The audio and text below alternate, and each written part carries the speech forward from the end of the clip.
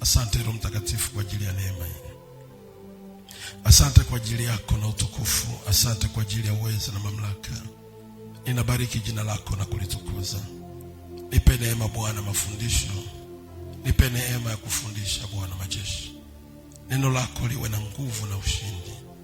Neno lako litupe upenyo. Katika jina la Baba na Mwana na Roho Mtakatifu. Amen. Andika somo hili: uovu wa familia ndio sababu ya wanafamilia kuingia kwenye kifungo cha mipaka. Uovu wa familia ndio sababu ya wanafamilia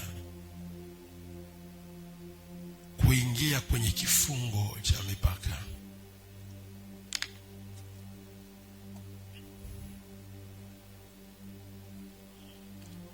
Mungu akusaidie adui asikulaze kwenye neno. Na leo nitakuwa taratibu sana ili unielewe. Uovu wa familia ndio sababu ya wanafamilia kuingia kwenye kifungo cha mipaka. Hauwezi ukamsaidia mtu ambaye yupo kwenye matatizo ya kifungo cha mipaka cha familia yake. Hata kama una upako wa aina gani, una nguvu ya aina gani, lakini kihistoria, namna nilivyosoma Biblia, namna nilivyofunuliwa na Mungu, sio rahisi kuweza kumsaidia mtu na kumpeleka kwenye hatima yake na kumpeleka kwenye ndoto yake kama ipo chini ya kifungo cha mipaka ya familia yake. Familia ya mtu ina nguvu juu ya mtu. Familia ya mtu ina uwezo mkubwa juu ya mtu kuliko hata mambo mengine ya nje. Na ili kuanza kumsaidia mtu ni lazima kwanza kusaidia misingi ya familia yake, ili yule mtu aweze kuwa salama. Leo hii wapo wanafamilia wengi sana wanalia katika hali ya mapito wanayopitia, tena hawajui sababu wanapitia hali hiyo ni nini, na afahamu kwa nini amekwama, na afahamu kwa nini asimami na kwa nini aendelee. Anapambana kwa sehemu, anapigana kwa sehemu, lakini hakuna namna ambavyo anaona upenyo katika hali ya maisha yake. Mateso na mangaiko tunayapitia kama wanafamilia inakuwa ni mzigo mkubwa sana, kwa sababu tu ya kuwa chini ya kifungo cha mipaka ya familia. Watu wa Mungu, tambua na uelewe ya kwamba, narudia neno hili, mwanafamilia yoyote akiwa kwenye matatizo ya kifungo cha mipaka ya kwao, sio rahisi kumsaidia mpaka ile mipaka ivunjwe. Njia tatu baadhi, ama njia tatu inayoweza kuwaingiza wanafamilia kwenye vifungo vya mipaka. Njia tatu ambayo inayoweza kuwaingiza wanafamilia kwenye kifungo cha mipaka au kwenye mifungo ya mipaka. Njia namba moja. Njia hizi ambazo nazitaja, zikague na uzielewe sana. Ni njia ambazo zinaweza kutumika na zinatumika, na ndivyo ilivyo kuwaingiza wanafamilia wengi kwenye vifungo vya mipaka. Namba moja, kama wanafamilia walienda kwa waganga wa kienyeji na kutoa sadaka zao kwenye madhabahu ya waganga wa kienyeji, ni sababu kubwa ya kufanya wanafamilia hao kuingia kwenye matatizo ya kifungo cha mipaka. Watu wa Mungu, unaweza ukahudhuria mahali, unaweza ukaenda mahali na usiteseke kwa ajili ya lile eneo, lakini unapoanza kushiriki kutoa sadaka zako mahali pale kwenye madhabahu ile, moja kwa moja unahusika kuingia kwenye changamoto ama baraka iliyoko pale. Kwa hiyo njia ya kutoa sadaka kwa waganga wa kienyeji ni njia ambayo imetumika kubwa sana kama namba moja kuwaingiza wanafamilia kwenye kifungo cha mipaka. Kwa nini nasema sadaka? Lazima utambue hivi, ndani ya sadaka yoyote unaitoa kwenye madhabahu ya miungu, kuna vitu vitatu ambavyo unakuwa unavifanya pale, ama kuna vitu vitatu vinakuwa vinafuata pale. Namba moja, unapotoa sadaka zako kwenye madhabahu ya miungu, unakuwa unatumia kitendo cha kujiungamanisha na zile roho zilizoko pale. Sadaka inatumia njia kuu moja ya kujiconnect, ya kujiungamanisha. Unaweza ukahudhuria mahali lakini usijiunganishe mahali.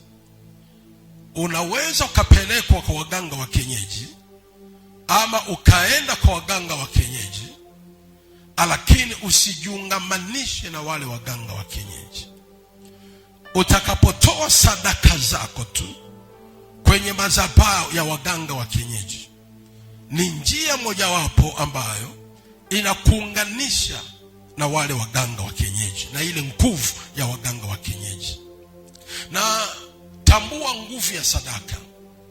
Nguvu ya sadaka mtu anapoitoa huwa haimsaidii yeye tu ama hayumngamanishi yeye tu.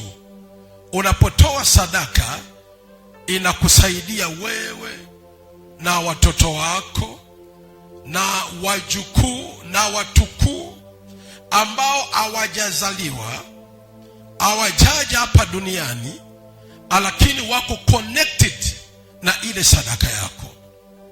Sadaka huwa ina nguvu sana.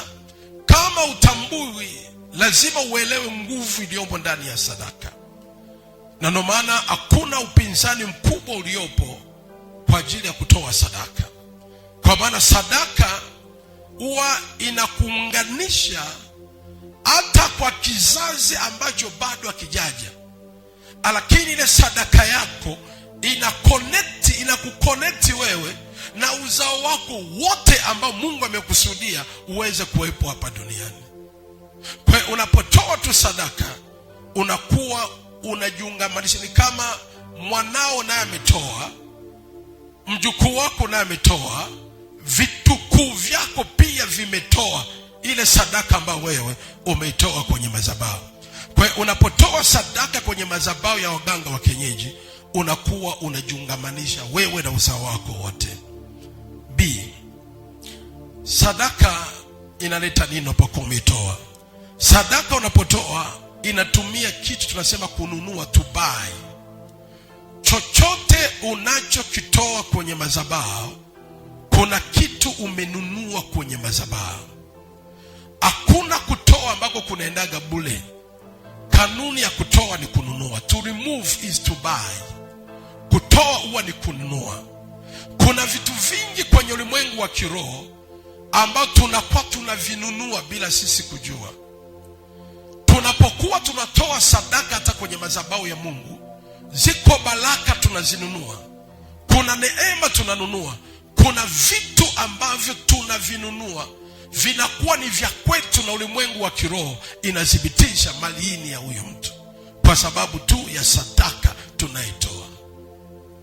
Kwa hiyo unapotoa sadaka kwenye madhabahu, kuna nguvu nguvu za giza, kuna uchawi, kuna mapepo, kuna majini ambayo umeyanunua wewe kwa sadaka yako, na hayawezi kuondoka kwako mpaka uvunje ule mpaka, kwa sababu umenunua wewe pamoja na uzao wako wote. Their introduction, wanatambulisho, inafahamika ya kwamba mzazi wako alinunua hii nguvu, baba yako alitununua sisi. Na ndio maana kuna nyumba zingine, kuna mahali pengine unaweza ukaenda, kuna vitu viko pale, kuna vitu vinaishi pale kwa sababu vilinunuliwa kwa sadaka ambao wazazi walizozitoa.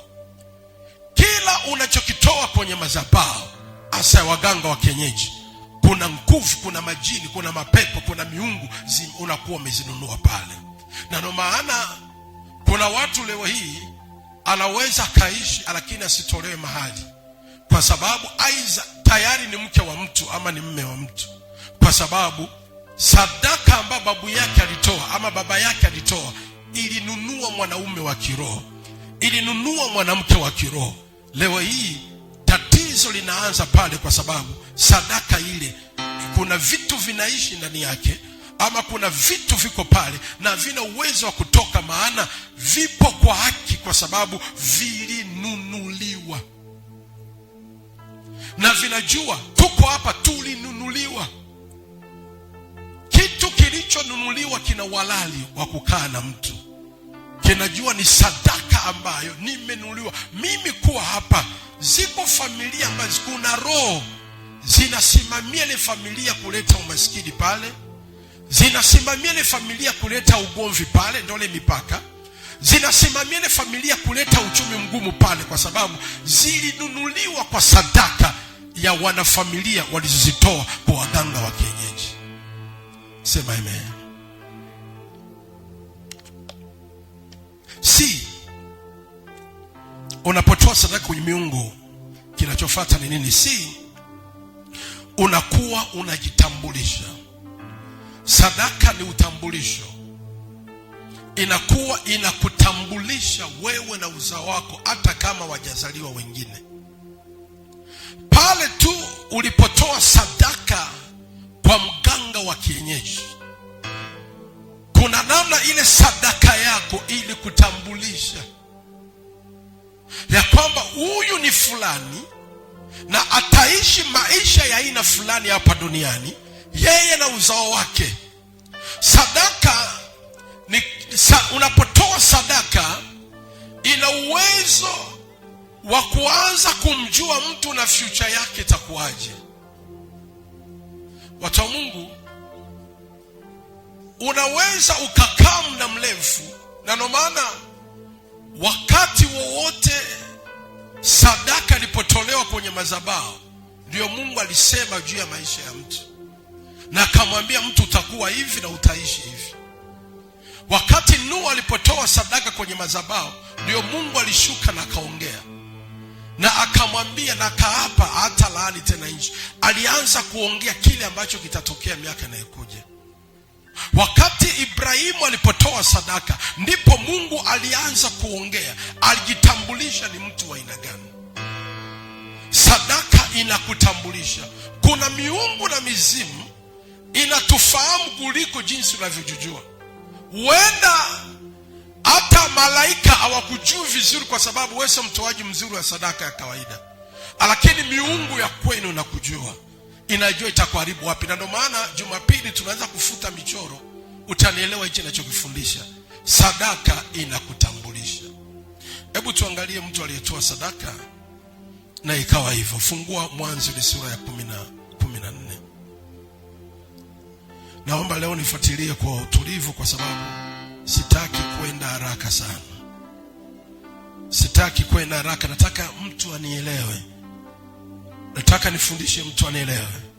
Mwanzo ile sura ya 14 na ule mstari wa 20. Biblia imeandikwa hivi. Mwanzo 4 mstari wa 20. Aimidiwe Mungu aliye juu sana. Aimidiwe Mungu. Tuanze 19.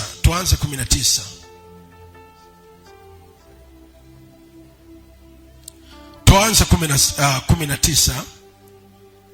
Akambariki akasema, Abrahamu na abarikiwe na Mungu aliye juu sana, muumba wa mbingu na nchi. Aimidiwe Mungu aliye juu sana, aliyewatia adui zako mikononi mwako. Abrahamu akampa fungo la 10 la vitu vyote. Mfalme wa Sodomu akamwita Abrahamu, nipe mimi hao watu na hizo mali uchukue wewe. Tunarudia mstari wa 20. Aimidiwe Mungu aliye juu sana, aliyewatia adui zako mikononi mwako. Abrahamu akampa fungo la 10 la vitu vyote. Alimpa Melkizedeki fungo la 10 la vitu vyote. Baba wa imani Ibrahimu akatoa zaka, akatoa fungo la 10 kwa Melkizedeki kuhani mkuu, akatoa fungo la 10. Tukisoma Waibrania ile sura ya 7, Waibrania ile sura ya 7, hebu fungua Waibrania tuende Agano Jipya. Waibrania ile sura ya 7 na ule mstari wa 9. Nisikiliza kwa makini. Waibrania 7 na ule mstari wa 9, Biblia imeandikwa, tena yaweza kusema ya kuwa kwa njia ya Ibrahimu hata Lawi apokea sehemu ya 10. Alitoa sehemu ya 10. Mstari wa 10. Hebu turudie 9 kwanza. Tena yaweza kusemwa ya kuwa kwa njia ya Ibrahimu, through Ibrahim, kupitia Ibrahimu, kwa njia ya Ibrahimu hata Lawi apokea sehemu ya 10. Alitoa sehemu ya 10. Alitoa wapi? Mstari wa 10. Kwa maana alikuwa katika viuno vya baba yake. Kwa maana alikuwa katika viuno vya baba yake. Hapo Melkizedeki alipokutana naye. Kwa njia ya Ibrahimu, Lawi naye alitoa fungo la 10. Lawi ni nani? Lawi ni mjukuu wa Ibrahimu, kitukuu cha Ibrahimu. Ibrahimu alimzaa Isaka. Isaka akamzaa Yakobo. Yakobo akazaa watoto 12, mmoja wapo akiwa Lawi. Sasa kabla sijafundisha vizuri, hebu tuende mstari wa 11. Tuende mstari wa 11. Tusome 11, 1 2 3, 11. Tuende mstari wa 11, 1 2 3. Basi kama ukamilifu ulikuwepo kwa ukuhani wa Lawi, maana watu wale waliipata sheria.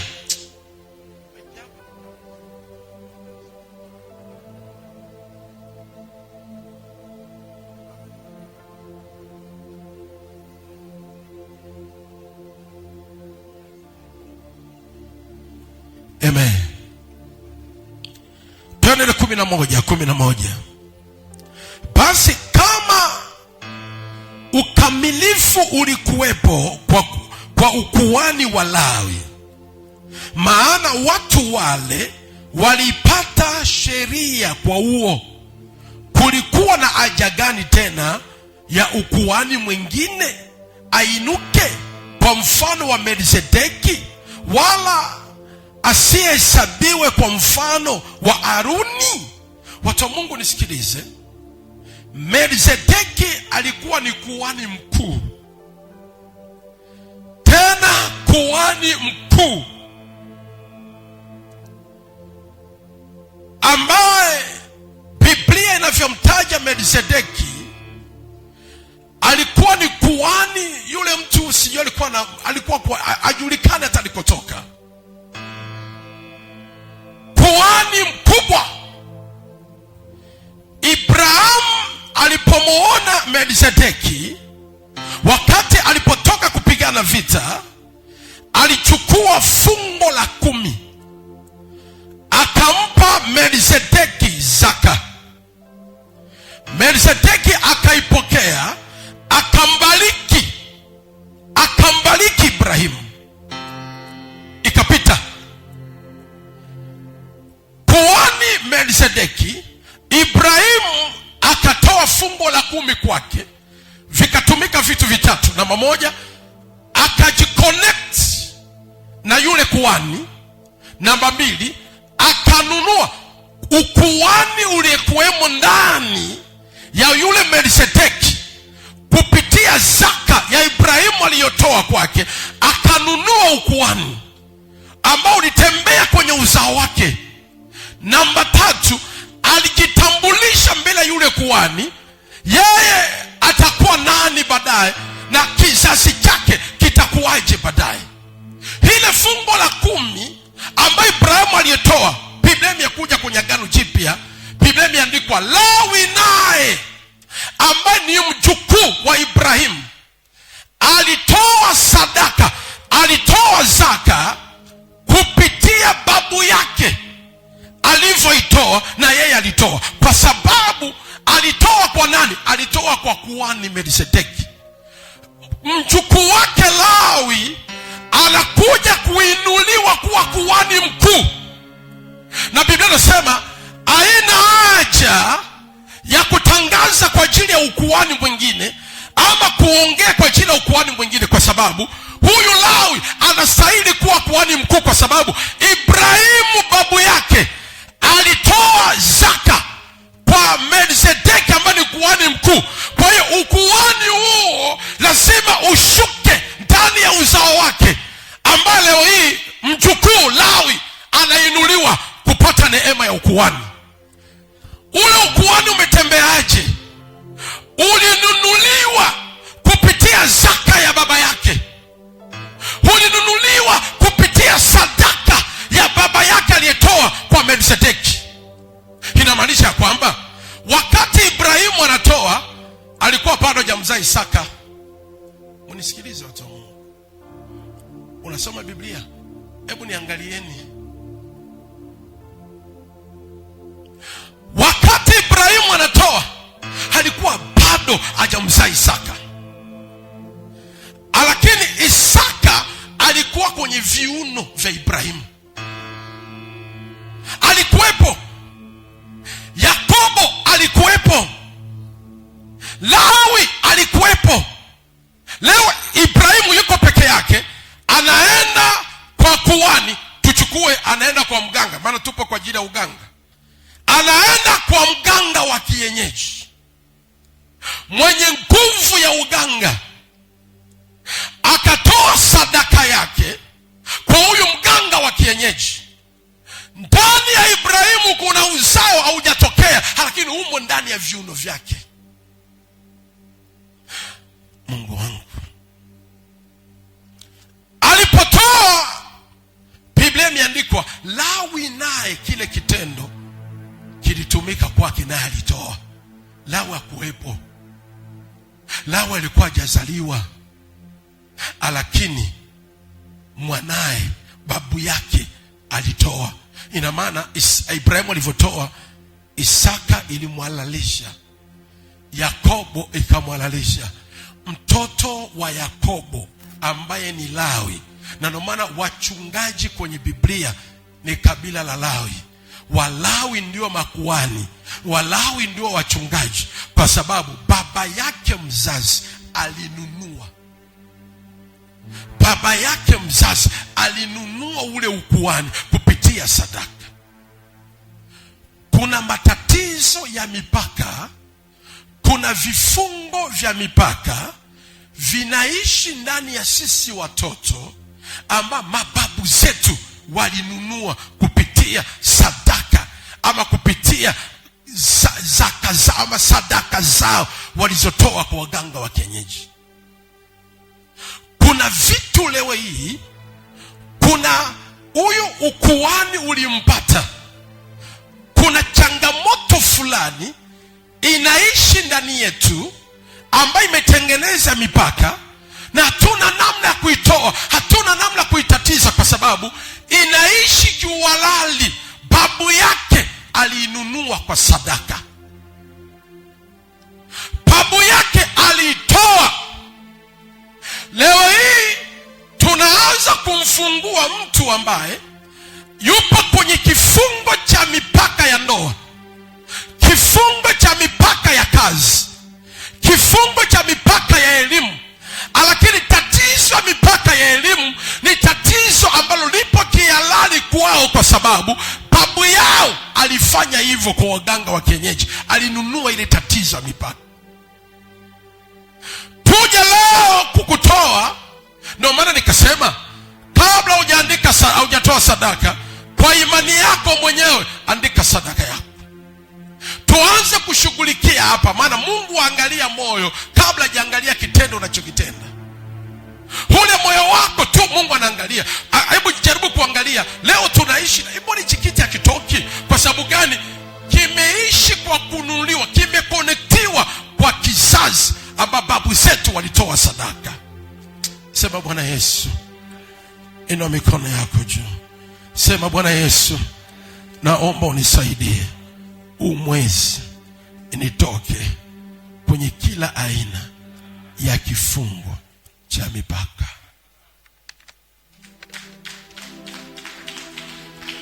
Inua mikono.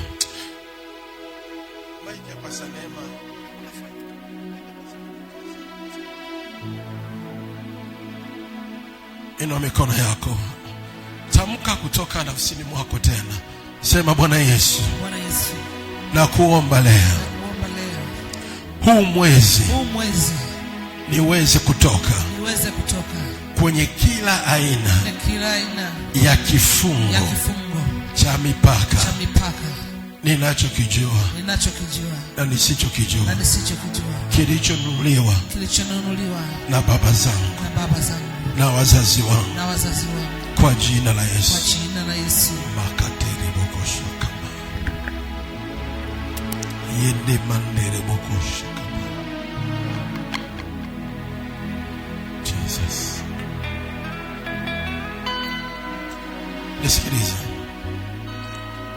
Nisikilize. Hebu niangalie Waebrania, tupo Waebrania. Hebu fungua Biblia, fungua Waebrania. Turudie kusoma wote. My God. Na hapa turudie kusoma wote. Tena yaweza kusemwa ya kuwa kwa njia ya Ibrahimu hata Lawi apokea sehemu ya 10, alitoa sehemu ya 10, kwa maana alikuwa katika viuno vya baba yake hapo Melkizedeki alipokutana naye. Kumbe tunaona tunapotoa zaka, tunapotoa sadaka, hata watoto ambao tujawazaa, maana Mungu anajua kizazi chako, wanashiriki kile kitendo, wanashiriki. Mababu zetu walipofanya hivyo, mababu zetu walipotenda kile kitendo, kilishiriki, tukaishi kwenye hiyo hali. Kuna vitu vinaishi ndani yetu, vipo kihalali, vimenunuliwa. Napoongea hivi nasikia nafsi yangu nahisi kutoa machozi, kulia juu ya aina fulani ya watu. Na ndio maana utapambana, utalia, utapiga, unaona mtu abadiliki, unaona mtu akai katika mwelekeo unaotakiwa. Hata yeye mwenyewe haelewi, kwa sababu asili ya mwanadamu iliumbwa sio kuhukumiwa. Ukimshutumu na kumwambia wewe uko hivyo, moyo wake utakasirika. Lakini hilo tatizo la mipaka ambalo imo ndani yake lipo kihalali, maana imenunuliwa na mababu ambao walitoa sadaka. Ziko familia ambazo asilimia ya hizo familia sadaka nyingi zimetoka kwenye madhabahu ya kienyeji. Na ndio maana to be weakness, kuwa dhaifu kutoa, unajiua kesho na uzao wako. Njia namba 2 inayotuingiza kwenye mipaka ya familia. Njia namba 2 inayotuingiza kwenye vifungo vya mipaka ni kutawaliwa ama ni kukaa chini ya utawala wa mamlaka ya nguvu za giza. Kukaa chini ya utawala wa mamlaka ya nguvu za giza inamaanisha kwamba wachawi ambao wametawala mamlaka ya nguvu za giza waje kwenye ardhi ya nyumbani kwako na watamke maneno ya kukufunga na kusema ya kwamba familia ya huyu mama, uzao wake hautakiwi kuendelea kibiashara, hautakiwi kuendelea kiuchumi. Kuzaa sio shida, lakini wale utakayewazaa watakuwa wa aina gani kwa ajili ya faida juu ya maisha yako. Wachawi wana uwezo wa kufika kwenye nyumba yako, kwenye ardhi yako, ama kwenye tumbo lako wewe mama uliombeba mtoto. Watu wa Mungu, wamama hawataki kufanya udhaifu juu ya uzao wao. Silaha kubwa ya mchawi, silaha kubwa ya mshirikina, ana fight sana na tumbo la mwanamke, kwa sababu inaeleweka na inafahamika mwanamke huwa asingiziwi mtoto. Mwanamke akisema mtoto ni wake, ni wake kweli kweli. Si kama sisi wanaume tunaweza tukasema ni wa kwetu, lakini si lazima wawe wa kwetu. Uchawi mkubwa wa wachawi lazima wadili na tumbo la mwanamke. Mwanamke yoyote aliyoko hapa, tumbo lako, wachawi hawakai mbali na tumbo. Tena wakati wa kujifungua, zile damu zako, pedi zako, vitambaa vyako ambao unafutia damu zako, wachawi ni rahisi sana na ndo hali yao kufunga tumbo la mwanamke. Watoto wa huyu mama wawe mataira, wampige yeye, wasome wasipate kazi, wawe watoto ambao waeleweki. Wakifunga, maana kila anayetoka tumboni, anayezaliwa hapa, ametoka kwenye tumbo na huyu mama, na ninathibitisha, maana inaeleweka. Na ndio maana mchawi asipojua jina la mama yako mzazi, huwa anatumia jina la Hawa, kwa sababu Hawa ni mama wa wote mwenye mwili hapa duniani kiroho. Jina la Hawa ama Eva ni mama wenye mwili kwa kila mtu aliyoko hapa kiroho. Wasipoijua jina la mama yako mzazi, wanatengeneza jina la Hawa katika ardhi ili kufunga kila mtoto aliyezaliwa na mwanamke asiendelee. Nisikilizeni, na ndio maana kwenye Biblia, wakati Mungu alipotaka kuleta kusudi la mtoto hapa duniani, Mungu akupita kwa mwanaume. Mungu akudili na mwanaume. Na ndio maana mwanamke atakiwa kuwa mzembe sana kwenye upande wa kimungu. Sema emeka, tuko pamoja. Hebu nipungeni mkono if you are together here. Mungu akupita kamwe kwa mwanaume. Mungu alipita kwa mwanamke. Wakati wa Manoa mke wake alikuwa tasa kwa muda mrefu. Wakati Mungu anataka kumleta Samsoni kwa kusudi la kuikomboa taifa la Israeli kutoka kwenye mikono wa Midiani, alimfuata mke wake na Manoa, akamwambia utabeba mimba, ila uwe na tahadhari. Usinywe kileo ama divai, ama usishike kitu chochote kilicho najisi, kwa maana atakaye atakayezaliwa atakuwa ni mnaziri wa Mungu. Be care, hakumfuata mwanaume, alimfuata mwanamke. Halo. Kwa sababu mwanamke ana 85% ya kuamua kitakachozaliwa kiwe cha aina gani hapa duniani.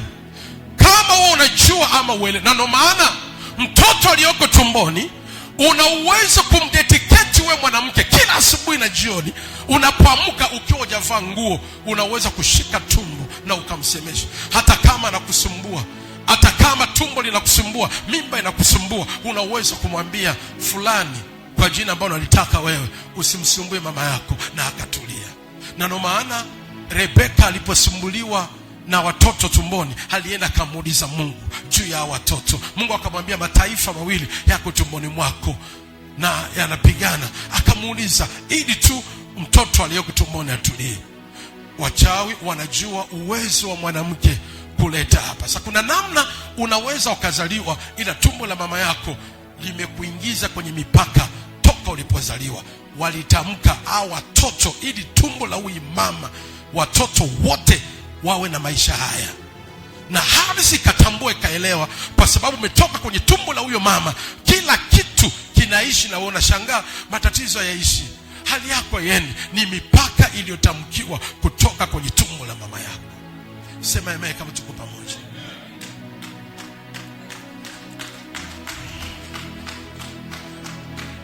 Sema amen. Hebu inua mikono yako, sema Roho Mtakatifu, huu ni mwezi wa kuvuka mipaka. Sema tena, Roho Mtakatifu, huu ni mwezi wa kuvuka mipaka. Sema tena, Roho Mtakatifu, huu ni mwezi wa kuvuka mipaka. Kila mawimbi ya kuvuka, kila mawimbi ya kuvuka, naomba unisaidie nivuke mipaka. Mwaka kesho nione ndoto yangu.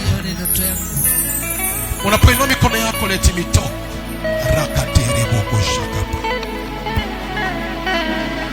manterebo shapa. Ninaamini ya kwamba utasa wako utaishia mwezi wa 12. Matatizo yako yataishia mwezi wa 12. Kutokusonga mbele kutaishia mwezi wa 12.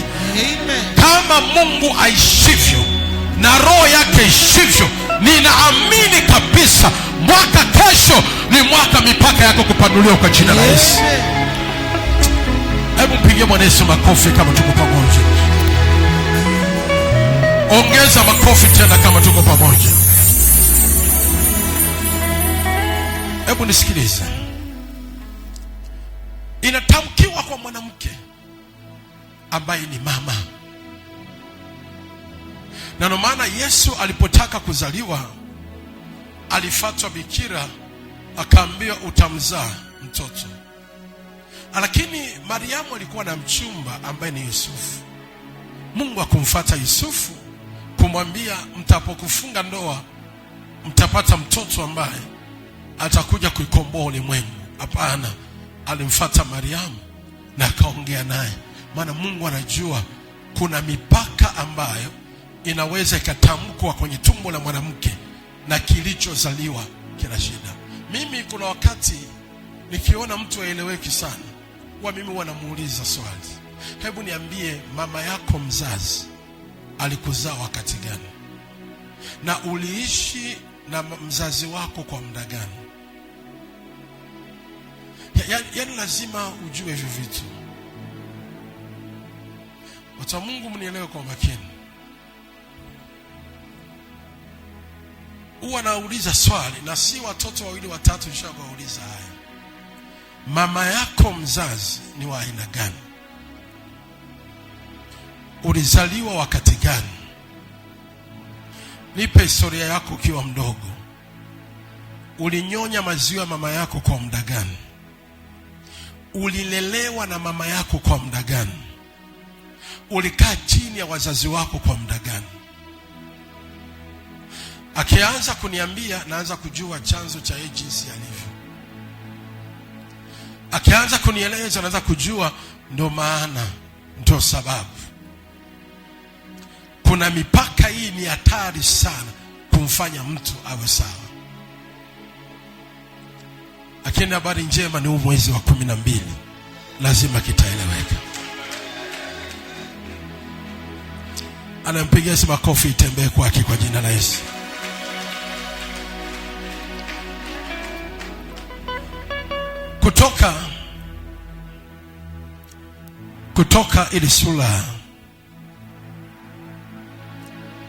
Kutoka ile sura 19. Na hii ndio ilimpa Mungu wakati mgumu sana kwa watu wa namna hii. Watu ambao wako chini ya vifungo vya mamlaka ya watu kutamkiwa. Ilimpa Mungu wakati mgumu sana, kwa sababu ni mtu ndo amewaweka kwenye mipaka hiyo. Hebu tuanze Kutoka 8 kabla tujaenda. Tuanze Kutoka 8. Kutoka ile sura ya 8 na ule mstari wa kwanza, Biblia imeandikwa: Bwana akamwambia Musa, ingia kwa Farao ukamwambie, Bwana asema hivi, wape watu wangu ruhusa ili wapate kunitumikia. Wape watu wangu ruhusa ili wapate kunitumikia. Tena kama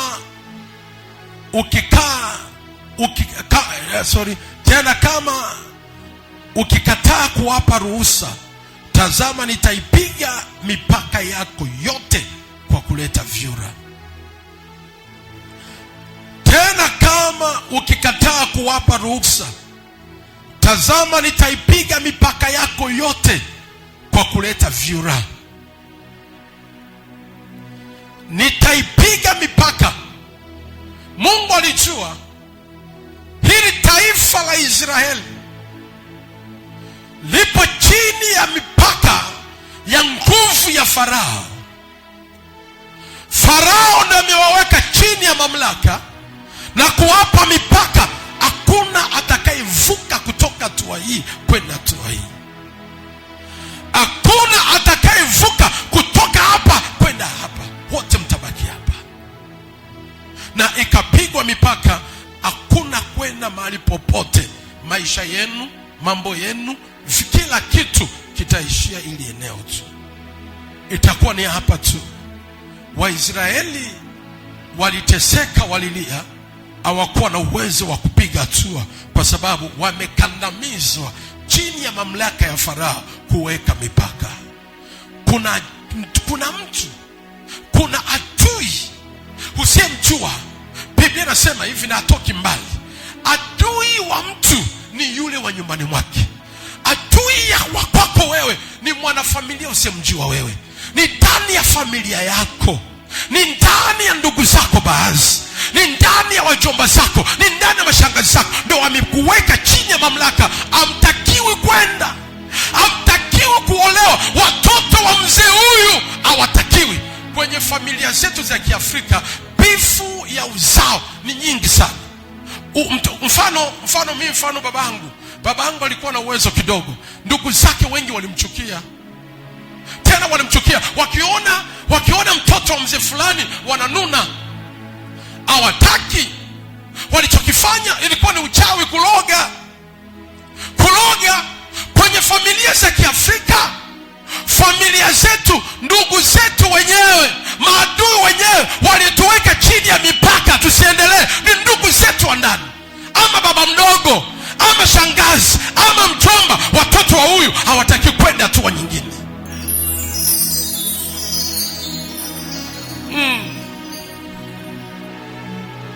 Nipungie mkono kama tuko pamoja. Atoki mbali. Yupo shangazi, ama yupo baba mdogo, mama mdogo.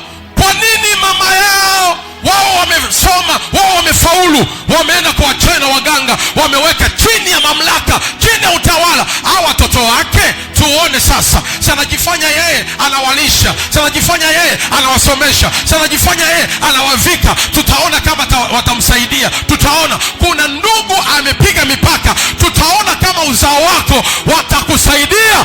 Lakini habari njema ni hii, neno la Mungu lina majira yake na limekuja kwa wakati huu. Mipaka itavunjwa, wanao watakusaidia kwa damu ya Yesu.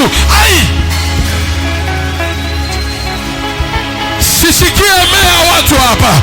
Ananielewa? Sema amen. Pokorina mama nderebo shapa. Teketerebo koshika manderebo. Shani manderebo koshapa. Ni ndugu. Hawataki mbali. Walieweka uzao wako chini ya mamlaka, chini ya mipaka, na wanatoanaga taarifa. Wanapeana taarifa. Vipi? Wanaendeleaje? Watoto wake wamekuaje? Tena yule mwingine ndio amechanganyikiwa. Vipi? Ameolewa. Yule mwingine hata kuzaja azabu. Yule mwingine hata shule imemshinda. Yule mwingine tena wanaendeleaje? Ni ndugu wa ndani. Wameweka mipaka. Sikia, wako chini ya mipaka. Mungu aliomba ruhusa kwa Farao, naomba uwaruhusu wanangu waende. Farao akakataa. Mungu akatumia mamlaka kupiga mipaka. Kuna ruhusa tumeziomba, lakini kwa hao ndugu mchawi wa ndani hatutatumia ruhusa. Tutapiga kwa mamlaka tuliyopewa. Sema fire! Sema fire! Ina mikono, sema mchawi wa ndani. Sema mchawi wa ndani.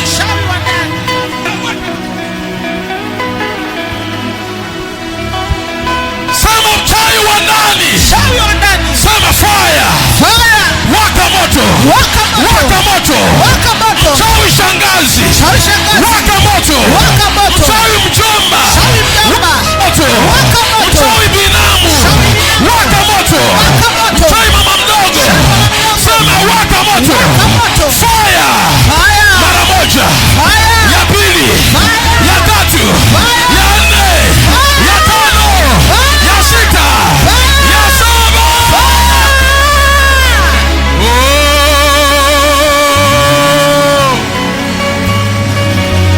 Sekenderebo, shanimanderebo. Ai.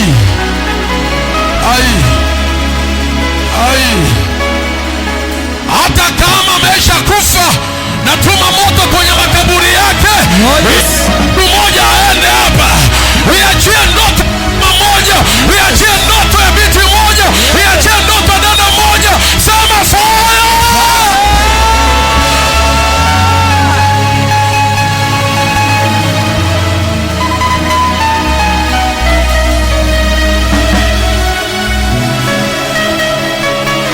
Teketerebo koshaka mama mama. Pokorina mama manderebo. Iketera mama manderebo shana mama mama. Sema wapigwe!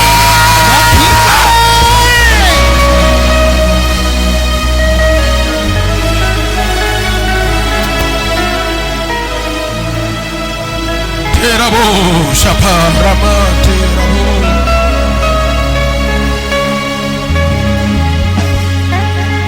Watu wa Mungu, hakuna mtu mwenye wivu kama ndugu yako. Hakuna mtu mbaya kama wa nyumbani kwako. Hili ulitambue na ulijue. Haijalishi ni dada yako tumbo moja, haijalishi ni kaka yako tumbo moja. Tulishagawahi sisi kutamkiwa maneno na ndugu tumbo moja kwa kuona hatua fulani tu, na akasema anaringa kwa ajili ya hicho kitu.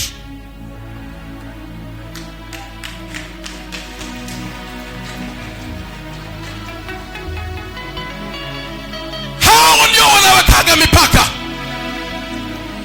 Unashangaa watoto waendelei, watoto wapiga hatua, watoto wasomi. Shida ni nini? Kuna mwanafamilia, kuna ndugu wa ndani. Adui wa mtu ni wa ndani mwake, ndani ya familia umo ndio ameweka mipaka. Mungu akamwambia Farao waruhusu waende. Farao alipokataa, walipigwa kwa moto. Ndugu wa familia yako aliyefunga uzao wako asiporuhusu, lazima mwaka huu moto utawaka juu yake. Lazima moto utawaka juu yake. Uchawi utawaka juu yake. Sema fire!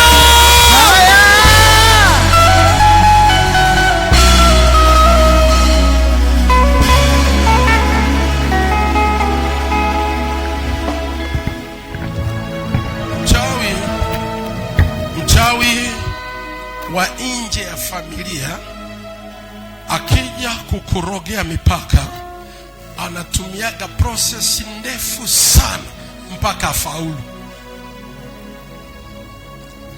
Narudia tena, mchawi wa nje ya familia yenu mpaka aje afunge mipaka uzao wako, process yake huwa ni ndefu sana. Process mpaka apate ndugu wa ndani atakampa ushirikiano. Sikia nikwambie, hii tunaposema mizimu kweli ipo na mizimu huwa inaishi. Ndio maana kuna wengine ukiwafata anakuambia mizimu yake ni mikali kabisa, anakuambia ukweli. Uchawi unapambanaga na hivyo vitu kwanza, lakini akiwa ndani wa familia ni rahisi kufunga. Haleluya. Ni rahisi kufunga, maana anajua ni jina lako la asili Daudi. Anajua mama yako alitoka wapi na chimbuko lake ni lipi.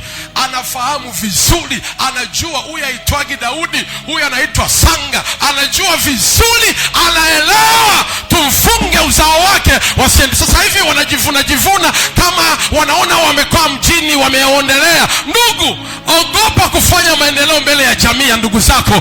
Hawabarikiwaje, hawapendi, wanafungaga mipaka, hawafurahiaji. Umejenga nyumba kwa furaha, lakini chuki kwa ndugu zako. Umenunua gari kwa furaha, lakini chuki kwa ndugu zako. Umesomesha watoto kwa furaha, lakini chuki kwa ndugu zako. Unaolewa kwa furaha, lakini chuki kwa ndugu zako. Sema fire!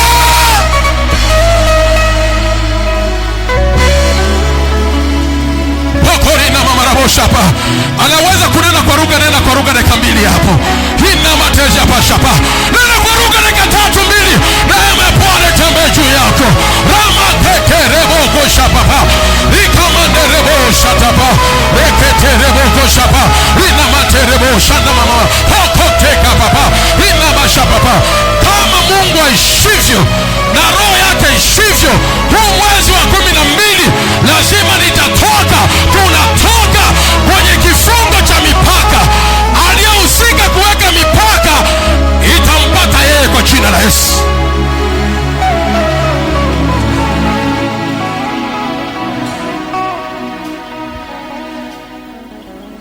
Rakapa tegerebo shakapa mandirebo kosheketete rika mandirebo koshapapa.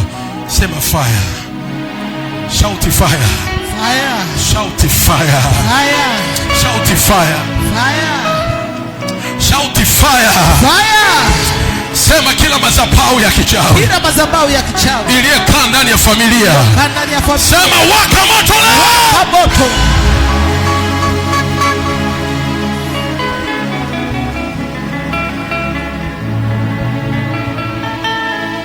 Nisikilize.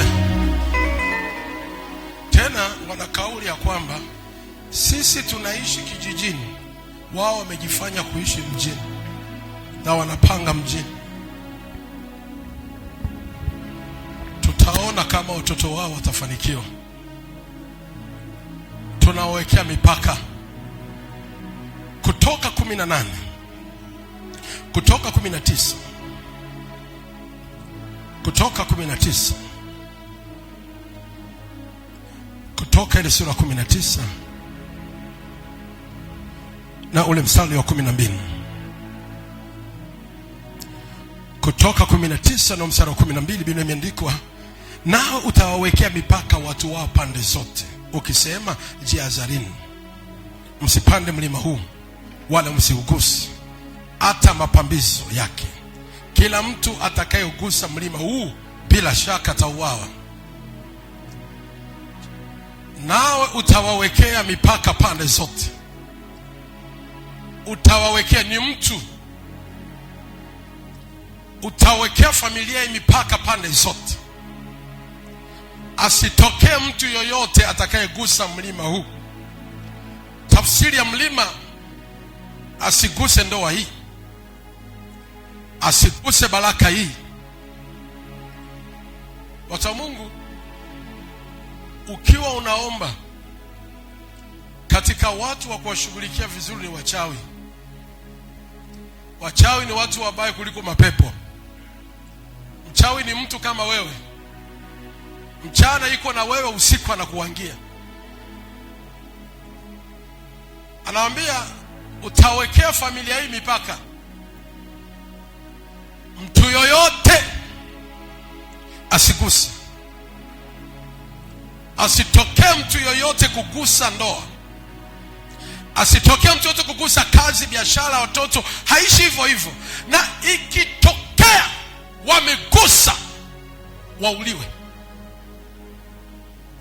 Sharti atakayepata ndoa afe, atakayejenga hafe, atakayenunua gari hafe. Na ndio maana wakati ulipopata jambo la baraka, kuna vitu vilibadilika kwenye maisha. Ematoku sambaria. Wakati tulipopata nyumba, kuna mambo yalibadilika.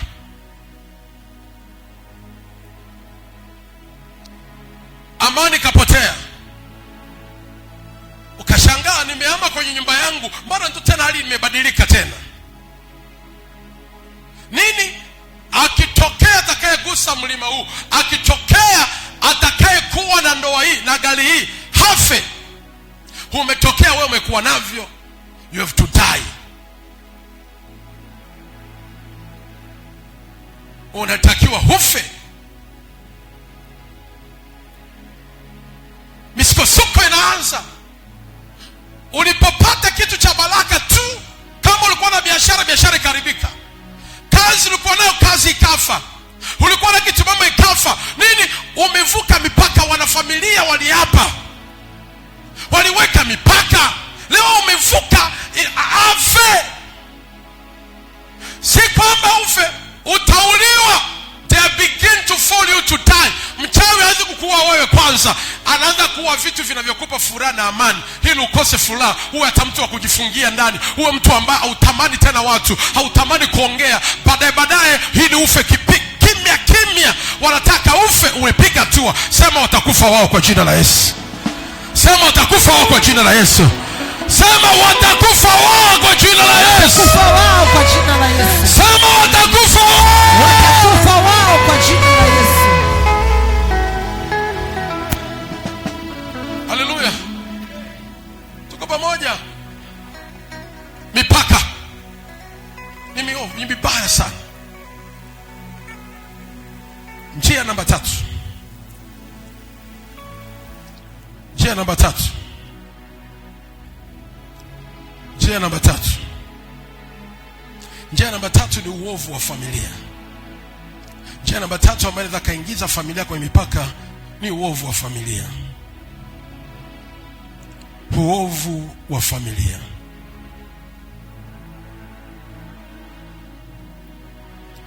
Uovu wa familia. Uovu wa familia. Uovu wa familia. Uovu wa familia.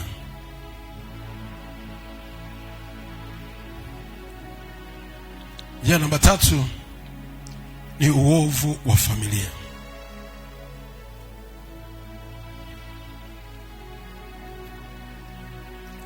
Uovu wa familia. Nini maana neno uovu? Uovu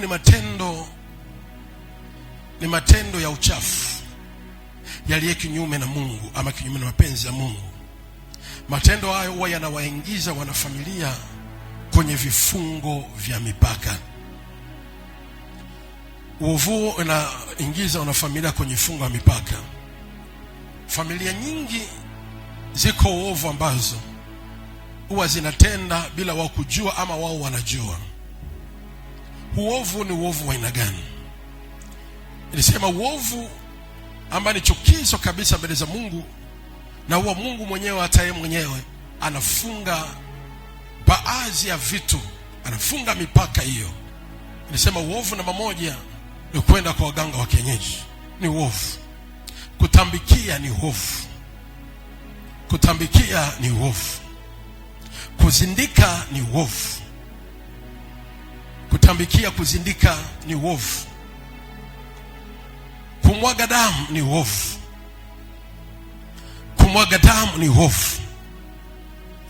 Kula nyama za watu ni uovu. Kula nyama za watu ni uovu.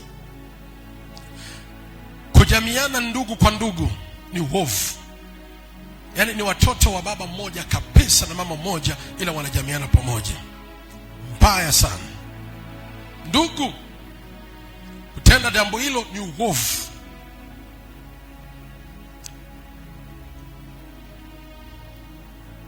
Kujamiana mnyama ni uovu na kadhalika. Matendo ni mengi tu ambayo ni uovu. Matendo hayo huwa ni hatari sana, kuharibu ardhi na kuifunga familia kwenye mipaka, kwenye kifungo cha mipaka. Ardhi inaharibika, familia inakuwa inaingia kwenye kifungo cha mipaka. Familia hizi zile zote zinakuwa zimeingia kwenye kifungo cha mipaka. Biblia inasema hiyo katika Kutoka ile sura ya 34. Kutoka ile sura 34. Kutoka ile sura 34 na ule mstari wa 7. Kutoka ile sura 34 na ule mstari wa 7, Biblia imeandikwa. Kutoka 34 mstari wa 7, Biblia imeandikwa, mwenye kuwaonea huruma watu elfu, mwenye kusamehe uovu na makosa na dhambi. Mwenye kuonea huruma watu elfu, mwenye kusamehe uovu na makosa na dhambi, wala si mwenye kuhesabu mtu muovu kama hana hatia kamwe. Mwenye kuwapitiliza watoto uovu wa baba zao na wana wa wanao pia, hata kizazi cha 3 na cha 4. Biblia inaongea vizuri sana. Usamehe uovu, usamehe makosa, usamehe dhambi. Lakini akamwambia wala si mwenye kumhesabia mtu muovu kuwa ana hatia. Atasamehe dhambi, atasamehe uovu, tukitubu tunasamehe. Lakini mtu mwenye uovu hatakosa kuhesabiwa kuwa na hatia. Kusamehewa amesamehewa, lakini anaingia kwenye hatia. Nini maana ya hatia? Nini maana ya hatia? Hatia ni kosa linalostahili adhabu kwa mtu. Hatia ni kosa ambalo linafanya mtu astahili kupata adhabu, adhibiwe. Ndo hatia. Ni kweli amesamehewa, ni kweli amefutiwa makosa, lakini kwa sababu ya uovu hatia haitamkosa. Na hatia inakuwa wapi? Inakuwa kwenye ardhi. Ardhi inajua huyu mtu yupo kwenye hatia. Hii familia wamesamehewa, lakini wapo kwenye hatia. Wanapo kwenye hatia lazima wapate adhabu. Wamehukumiwa, wako kwenye hatia. Wamesamehewa ni kweli, lakini ardhi inatambua wapo kwenye hatia. Akasema hatakosa kumhesabia mtu muovu kwamba hana hatia. Lazima uwe na hatia, na ile hatia inadumu kizazi cha 3 mpaka cha 4. Lazima wawe watu ambao adhabu lazima iwe juu yao. Kwa sababu gani? Hatia. Sasa sikiliza, adhabu ile ni mipaka. Adhabu ni kifungo cha mipaka ambacho kinaingia wanafamilia. Ardhi inakuwa inajua kupitia uovu huu familia hii lazima iingie kwenye kifungo cha mipaka. Hakuna ndoa, hakuna kwenda, hakuna kuendelea, ni adhabu wanipata. Hapo mambo yanakuwa yameharibika moja kwa moja. Ukiwa kwenye kifungo cha mipaka, unakuwa kwenye uharibifu wa maisha yako hata kama umesoma. Uharibifu wa maisha yako hata kama una elimu. Uharibifu yako hata kama maisha yako umepambana kujenga, lakini uko kwenye adhabu, uko kwenye hatia. Hebu nifungulie Zaburi. Fungua Zaburi. Sikiliza niongee na vizuri sana hapa. Hapa nataka nikufanyie, hapa ndio unisikilize kwa makini sana. Sema amen. Sikusikii, sema amen. Zaburi ile sura ya 11 na ule mstari wa 3, Biblia imeandikwa, kama misingi ikiharibika, mwenye haki atafanya nini? Zaburi ya sura ya 11. Fungua Zaburi kila moja. Fungua Zaburi. Tumefika Zaburi. Biblia imeandikwa Zaburi ile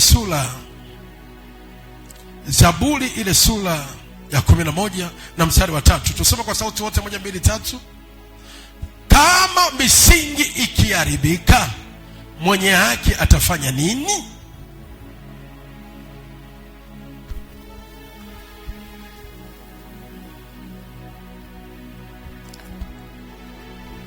Baada ya matukio yote hayo, mambo yote hayo yametokea, sadaka zile, kurogo na wachawi, uovu, moja kwa moja tunaingizwa kwenye hatia. Adhabu inakuwa juu yetu, ardhi inatufunga. Ardhi ikitufunga inamaanisha kwamba misingi ya familia hii imeharibika. Misingi ya watoto hawa imeharibika. Kama misingi ikiharibika, mwenye haki atafanya nini? Nini maana mwenye haki? Watu wa Mungu, mnisikilize kwa makini. Mungu amekusudia juu yako. Nini maana mwenye haki? Mwenye haki ni mtu ambaye anastahili kufanikiwa. Ina maana ni haki yake kuolewa, si ni binti? Ukiwa mwanamke, si haki yako ni kuolewa? Ukiwa mwanamke, si haki yako ni kuzaa? Niangalieni vizuri. Kama misingi ikiharibika, mwenye haki atafanya nini?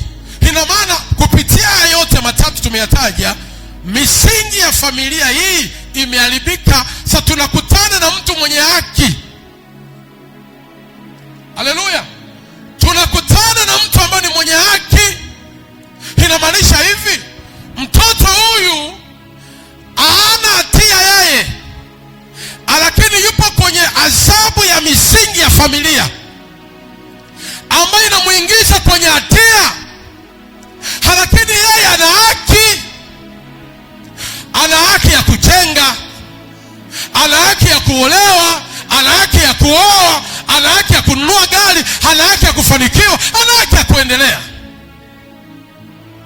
Sijui mnanifuatilia? Hebu nifuatilie vizuri.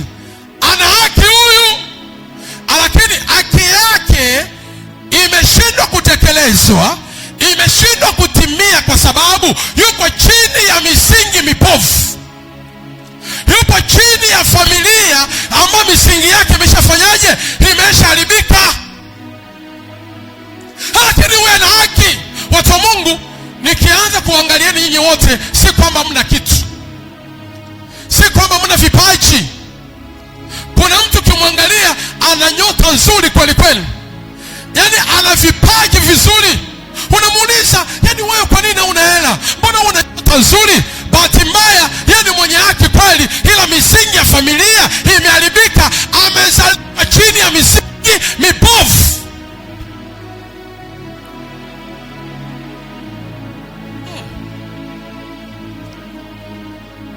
Am I teaching here?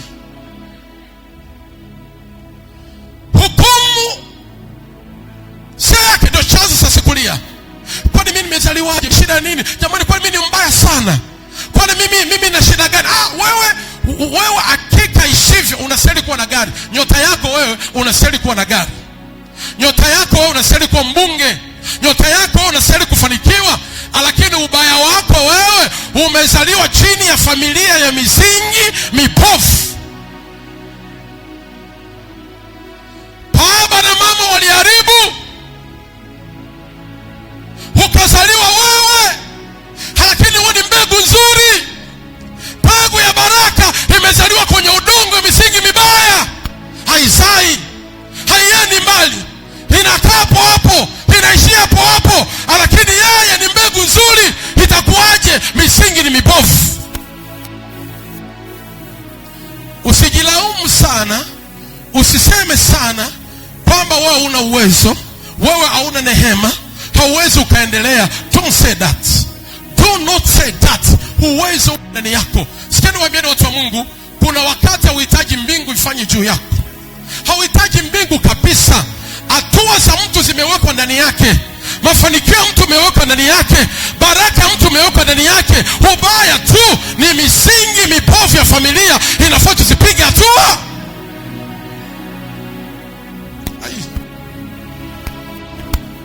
Sema damu ya Yesu. Na mikono yako juu. Sema kwa damu ya Yesu. Sema tena kwa damu ya Yesu. Kila misingi mibovu iliyozaliwa ndani yake, kila familia iliyobeba misingi mibovu iliyotoka, inanizuia ndoto yangu isitimie, hatima yangu isitimie. Sema leo ninaivuta misingi. Sema naivuta leo, naivuta leo, naivuta leo. Sema fire. Mara moja, mara mbili, ya tatu. Sema tena fire. Ina mikono yako mwanangu, nitamke jambo. Fumba macho yako, inua mikono yako juu. Naomba usijilaumu kuwa tasa mpaka sasa. Naomba usijilaumu ya kwamba wewe hufai. Usijilaumu ya kwamba wewe hauna maisha. Usijilaumu ya kwamba wewe utaendelea. Ninajua uwezo uliomo ndani yako. Ninajua neema ambayo Mungu aliweka ndani yako. Ninajua nyota iliyomo ndani yako. Huu mwezi wa 12 ni mwezi wa kuikamua ndoto ya mtu aliyekwama kwenye misingi mibovu ya familia. Ni mwezi wa kumtoa mwenye ndoto aiendee ndoto yake, mwenye ndoto aiendee hatima yake. Na ni wewe utaiendea kwa jina la Yesu.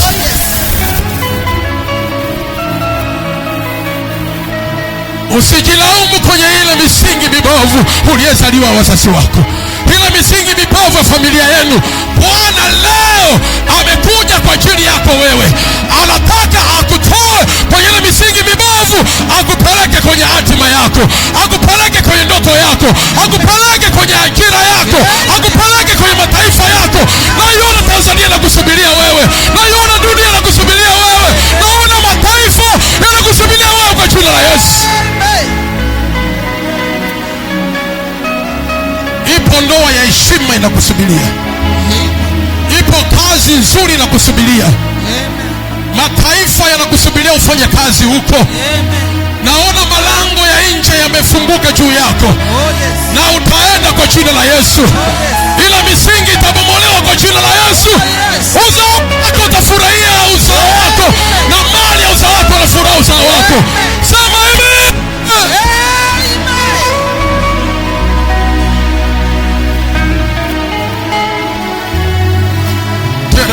Shaka mama mbele shaka nikaparabuko shapa. Kama misingi kiharibika, mwenye yake atafanya nini? Tunajihukumu wenyewe, kwani mimi sistahili, mimi sifai. Hapana, unafaa. Misingi ya familia ni mibovu, imeharibu. Shaka tere mama ndiribo shapa. Shetetete. Kuna mtu anaenda kupelekwa kwenye hatima yake hapa. Amen. Kuna mtu anaenda kupelekwa kwenye ndoto yake hapa. Majira ya Mungu kwako ndiyo haya. Huu mwezi wa 12 kila mipaka itakuachia. 2026 naiona nyota yako inaonekana. Naona uwezo wa Mungu juu ya maisha yako. Sema amen.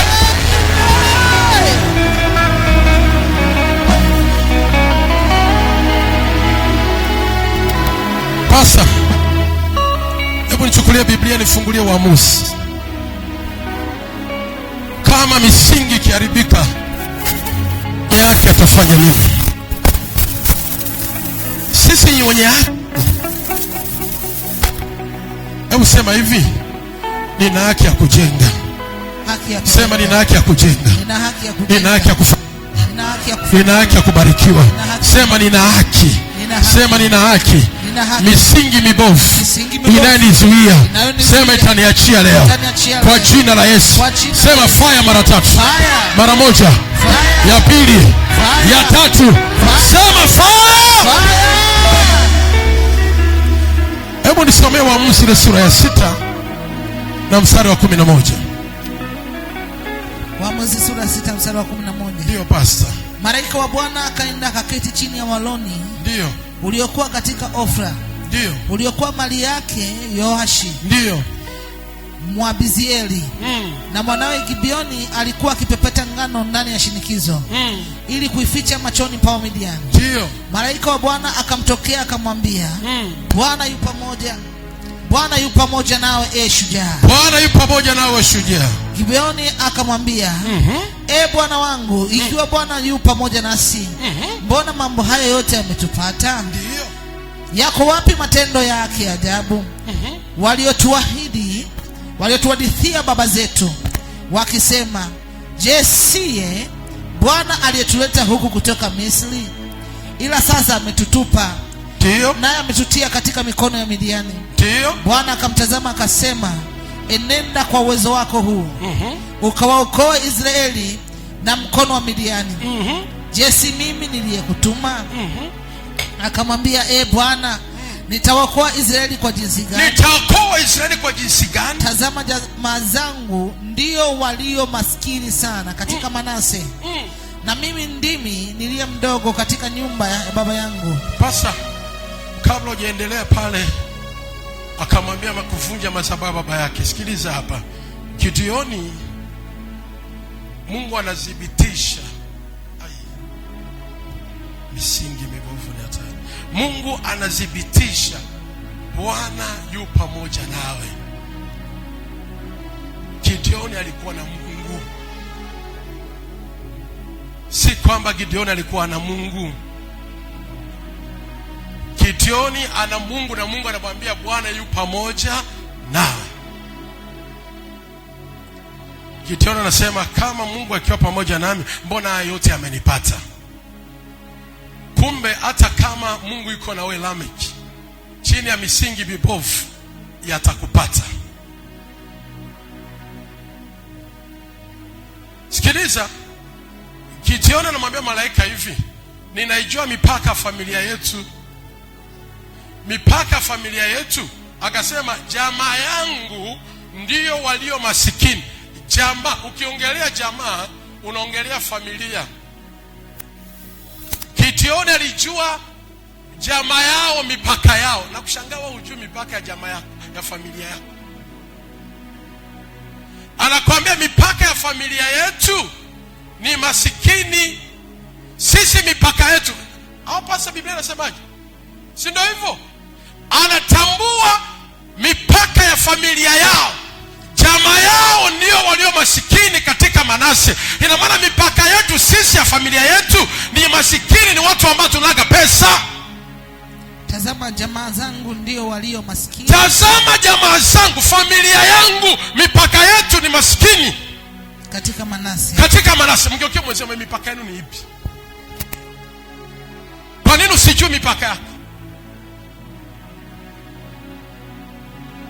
Kwa nini hujui mipaka yenu? Utatokaje? Gideoni anataka atoke kwenye changamoto ambayo Mungu yuko pamoja naye, lakini yupo kwenye shida. Tulia kwanza naye. Nisikilizeni. Tumeokoka ni kweli, tunamtumikia Mungu ni kweli, ila misingi yetu ipo ni sababu ya kutufanya shida.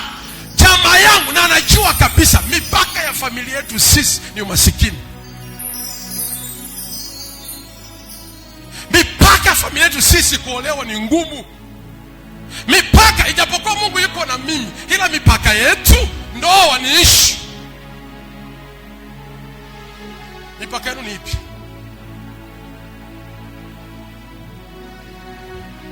Huyo ni Gideoni.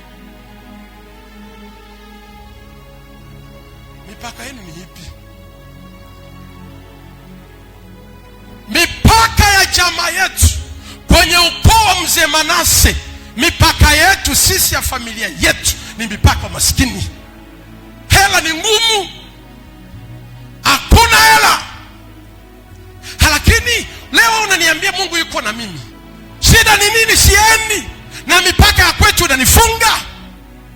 Akamwambia hivi Gideon, nisikilize, nenda leo, usiku wa leo, nenda ukaibomoe ile madhabahu ya Baali alionayo baba yako.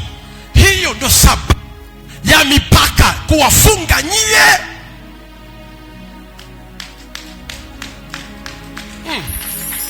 Si unisomea hapo Daudi, si unisomea hapo pasta.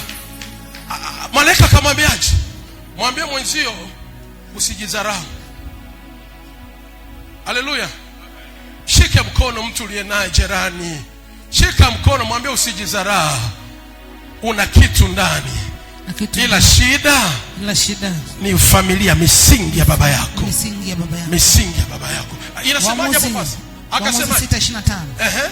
Ikawa usiku huo Bwana akamwambia, toa ng'ombe wa baba yako, yani ng'ombe wa pili, ndio wa miaka 7, ukaiangushe madhabahu ya Baali,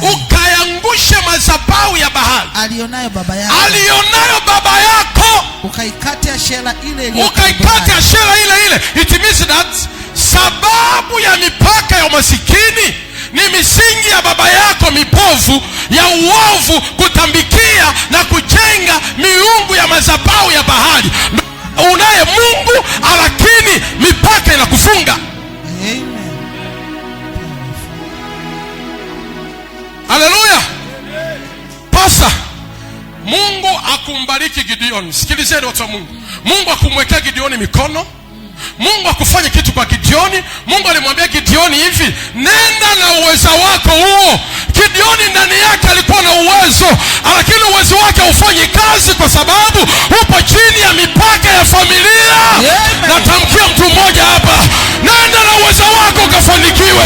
Nenda na uwezo wako ukajenge. Nenda na uwezo wako ukaolewe. Nenda na uwezo wako uinuke kwa jina la Yesu.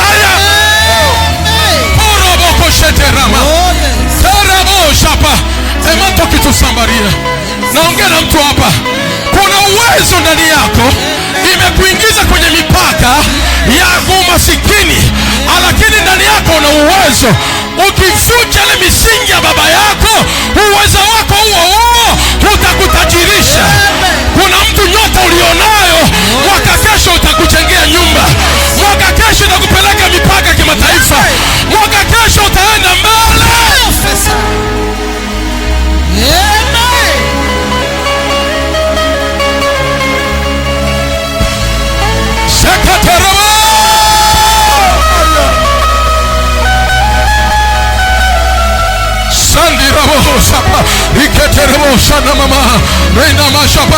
Inua mikono yako juu. Fuma macho yako, inua mikono yako juu. Ndani yako kuna uwezo, tena uwezo wa kimataifa. Wazungu wanaisubiria uwezo wako, bado hujaiona. Waarabu wanasubiri uwezo wako. Wachina wanangoja uwezo wako. Mataifa ya nje yanasubiria uwezo wako. Haujawahi kutumika hata robo. Mungu nisaidie. Manerebo shapa. Usikate tamaa ulioko hapa. Usivunjike moyo. Usichoke ukaishia njiani. Hata kama unapitia changamoto aina gani, hata kama magumu ya aina gani yanatokea kwako, hata kama shida aina gani ipo kwako, kuna uwezo ndani yako. Usiuzike uwezo wako.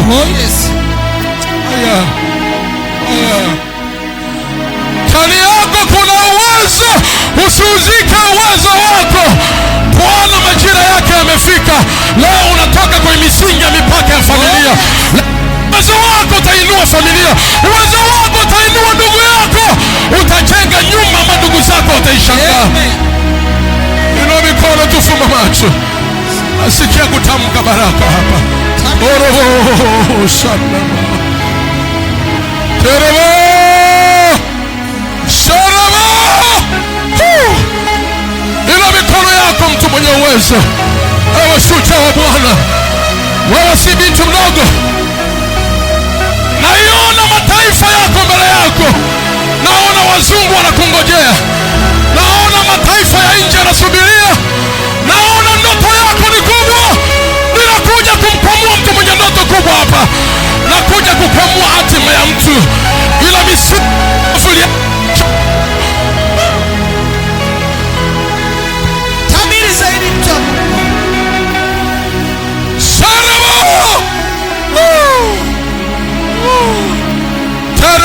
sheketeremo sendiraboko shaka papa. Anaambiwa Gideoni, nenda na uwezo wako huu, mimi sina uwezo mwingine kukuachia. Unao nani ila madhabahu ya baba yako? Usiendelee, mipaka ya kwenu imefungwa kwa ajili hiyo. Nataka uende na uwezo wako huu ukaikomboe familia yako. Mtu mmoja namsemesha hapa, naongelesha mtu mmoja hapa.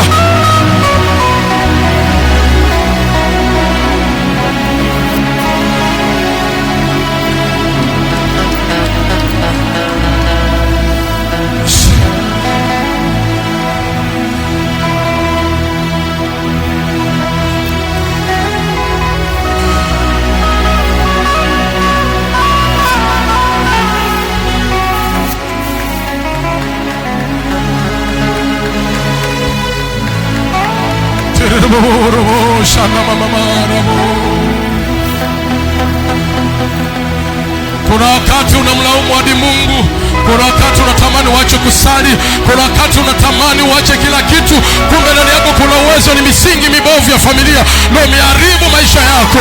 Leo mwezi wa 12 lazima kila misingi itaharibika. Utaenda na uwezo wako, utavuka na uwezo wako, utavuka na uwezo wako, utavuka na uwezo wako. Naona mtu mwenye hatima kubwa hapa, lazima utavuka na uwezo wako.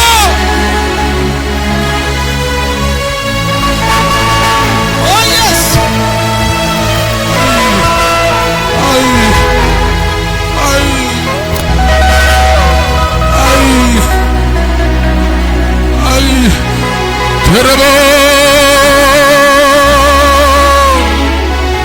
Usijiziwie, naona neema ya Bwana inatembea.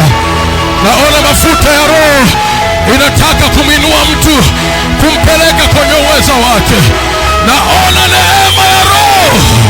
Watu waliojizarau, watu waliojikatia tamaa, watu waliojiona hawawezi kuendelea tena, kumbe ndani yao kuna uwezo. Watu waliona hawawezi kufanikiwa, kumbe ndani yao kuna uwezo. Ndani yao kuna uwezo.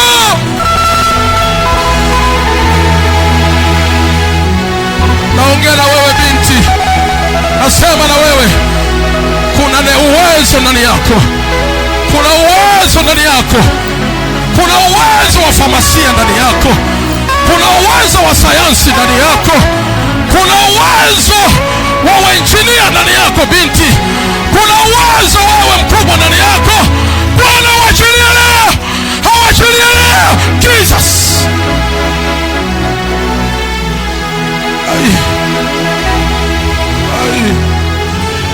Shiribu, shikitiribu, shiribu, shiribu.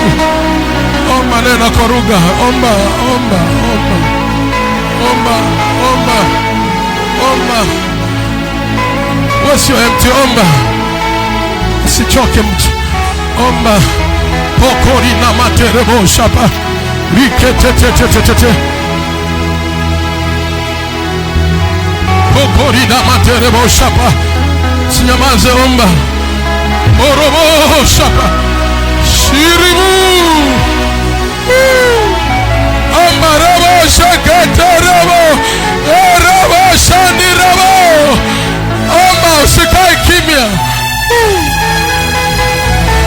Pokoshete. Nakupeleka kwenye hatima yako. Lazima uende kwenye ndoto yako. Lazima uende.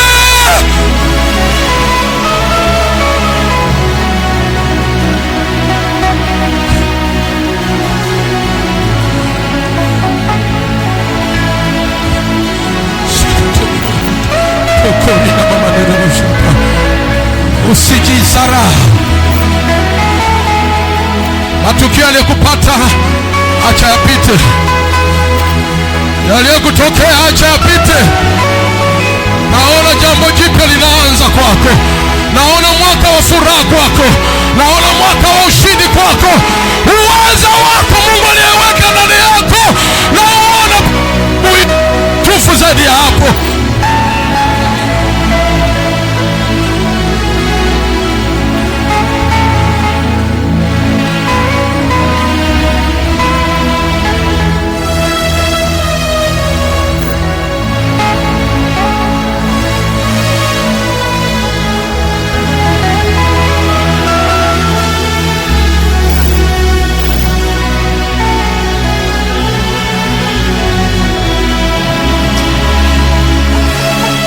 way I feel.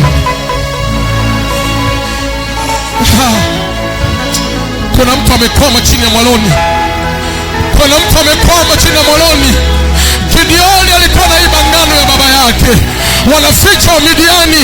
Anajijua yeye ni masikini. Uzao ni masikini.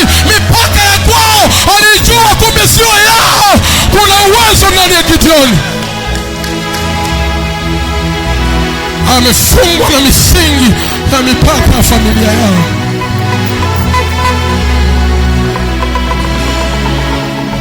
Mungu nisaidie.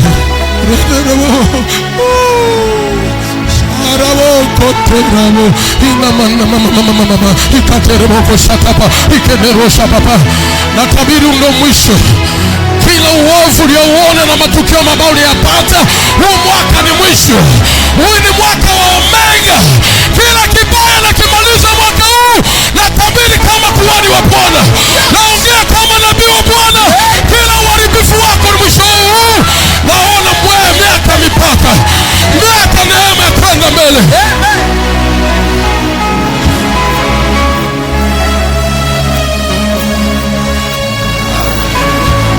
Aibu nyingi imetembea kwako. Na watu walikuona kawaida. Mipaka yako yote huu mwezi Mungu anawacha. Mwaka kesho ule uwezo Mungu aliweka ndani yako haujawahi kufanya kazi kama. Hata wazungu hawajawahi kufaidi. Mbona wao wazungu ndio wanatakiwa kubebea koti? Mbona wao wazungu ndio wanatakiwa kubebea briefcase? Mbona wao hatima yako ni ya kwenda mataifa ya nje? Mbona ninaona, kumbuka ndoto zako wewe. Kumbuka ndoto unahubiri. Unazunguka na watu wakubwa. Si ndio hatima yako hiyo? Kuna uwezo ndani yako. Ile misingi lazima ibomolewe leo.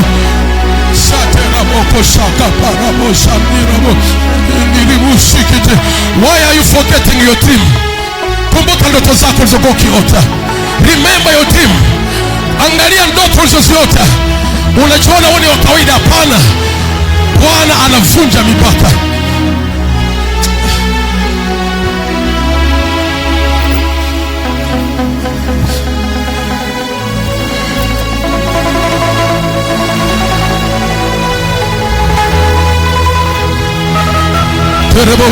Papa. Naona mtu mmoja anapelekwa kwenye hatima yake. Naona mtu mmoja anapelekwa kwenye ndoto zake. Namuona Gideoni wa mwezi wa 12. Gideoni wa mwezi wa 12 ndio wewe. Aya.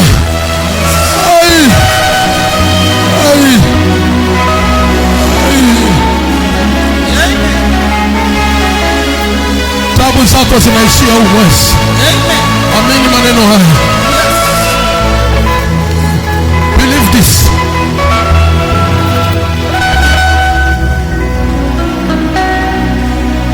Hebu jitia nguvu, simama. Jitia nguvu, simama. Ukisimama katika hali ya kiroho, tunaenda kuvunja mipaka hii. Simama. Mama rabu. Fumba macho kila moja, beba network. Inua mikono yako juu. Kuna maombi nitakuongoza. Pakate karama yakati reboko shapa.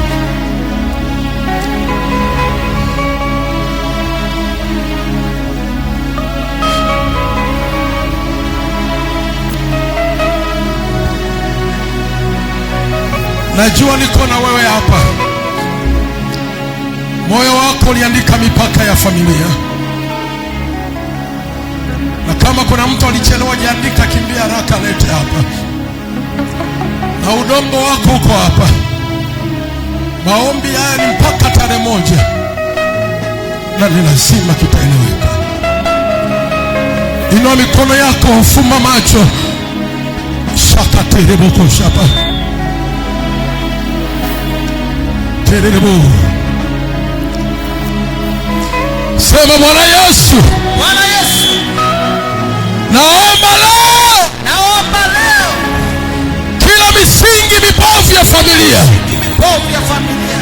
iliyoniingiza kwenye kifungo cha mipaka. Leo hii ninavunja mipaka ya ndoa kwa jina la Yesu. Sema vunjika.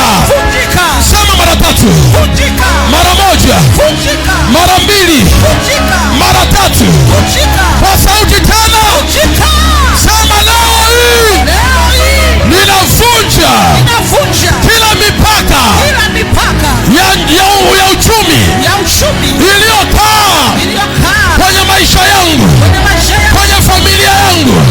Sema naivunja leo kwa jina la Yesu. Sema mara 1, ya 2, ya 3, ya 4. Inua mikono juu. Sema kwa jina la Yesu. Kuanzia leo kila mipaka ya kutokuzaa, ya ugomvi, ya pombe, ninaivunja leo. Ninaifunja leo. Sema vunjika. Mara 1, mara 2, mara 3, ya 4, ya 5, ya 6, ya 7. Inua mikono juu. Hey! Sema kwa jina la Yesu. Ile mipaka ya kuzaa na kuachika, kuozaa na kutengana, na vunja mipaka. Sema vunjika. Mara 1, mara 2, mara 3, ya 4, ya 5, ya 6, ya 7. Inua mikono, fumba macho. Sema kwa jina la Yesu. Ile mipaka ya ulevi, ya ukahaba, ya kukataliwa, ya elimu, sema naivunja leo. Sema vunjika. Mara 1, mara 2, mara 3, ya 4, ya 5, ya 6, ya 7. Inua mikono, fumba macho. Sema kwa jina la Yesu.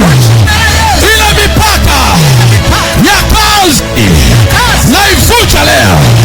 Naivunja leo. Naivunja leo. Sema vunjika. Mara 1, mara 2, mara 3, ya 4, ya 5, ya 6, ya 7. Inua mikono juu. Sema leo ile mipaka ya utasa naivunja leo. Ya kukataliwa naivunja leo. Ya ukahaba naivunja leo. Ya pombe naivunja leo. Ya ugomvi naivunja leo. Sema vunjika. Mara 1, ya 2, ya 3, ya 4, ya 5, ya 6, ya 7. Inua mikono juu. Sema kwa jina la Yesu. Ile mipaka ya kuishia njiani, ya kuishia njiani, sema naivunja leo. Naivunja leo. Ile mipaka ya kutokuoa, ya kutokuolewa, ya kutokufanikiwa, naivunja leo. Naivunja leo. Sema vunjika. Mara 1, ya 2, ya 3,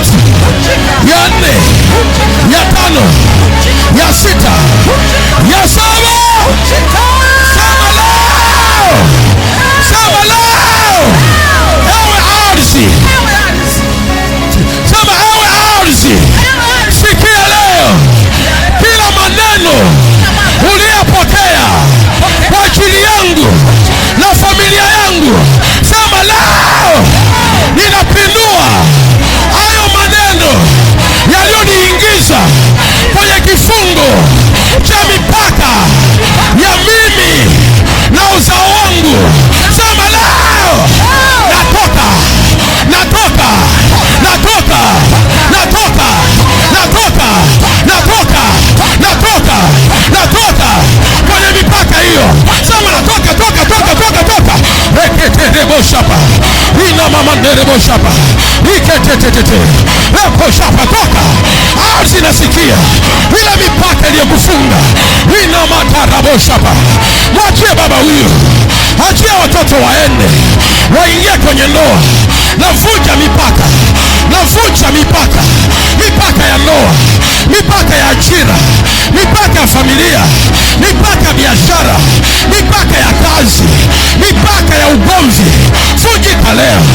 Vunjika leo. Ina materebo shapa. Navunja leo. Navunja leo. Kila mipaka inazuia pesa. Ugomvi.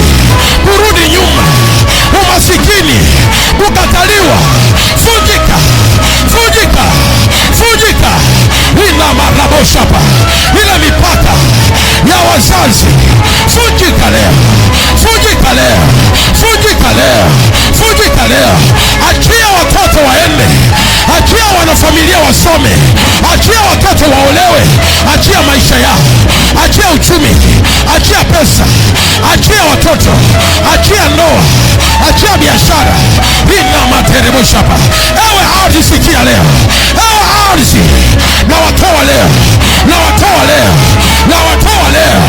Na vunja ile mipaka ya pombe. Omba. Reketerebo sana mama. Rababababababababa. Ekanda rabamanderebo shapa. Ina materebo sharabababa. Ekaparabo shana mama. Toka leo. Ichi nasikia. Ichi nasikia. Ardhi nasikia. Ikutoe kuachie. Kila matamshi yaliyobeba. Eti usiendelee. Rama rabo shapa. Bwana ananiongelesha juu yako. Naongea na wewe Robert. Ina marabo shapa. Ina milango ya mataifa. Naongea na wewe. Naifungua leo. Rabo shapa. Naifungua leo. Ina mayapa. Ina milango ya mataifa. Mungu ananiambia leo.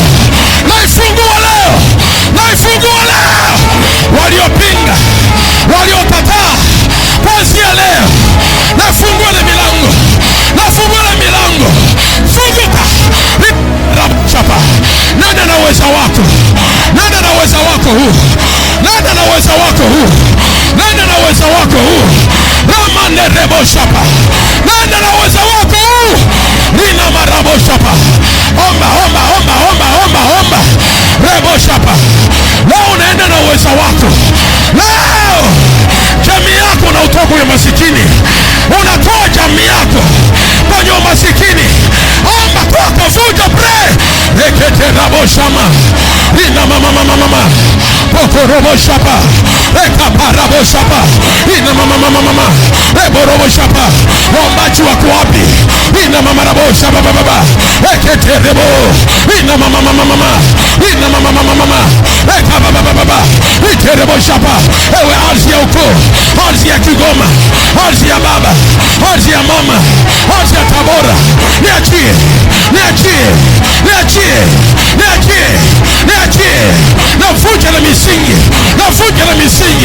Navunja na misingi. Niachie leo. Nikaparabo shapa. Omba wewe. Achia ndoa yangu. Achia huduma yangu. Achia uweza wangu.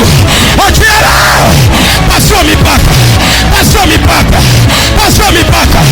Achia wazao wangu. Achia watoto wangu. Pasua mipaka. Ina marabo shapa. Rekete rebo. Pasua mipaka. Achia leo. Ina mama marabo.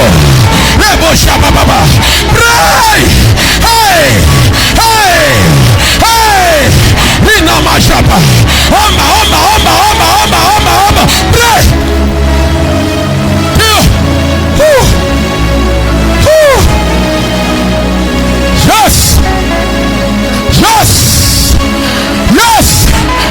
Yes. Ewe azi walete watoto. Ewe nchi sikia leo. Mlete mme wake. Leta uzao wake. Leta mke wake. Mlete mme wake. Mipaka inamzuia.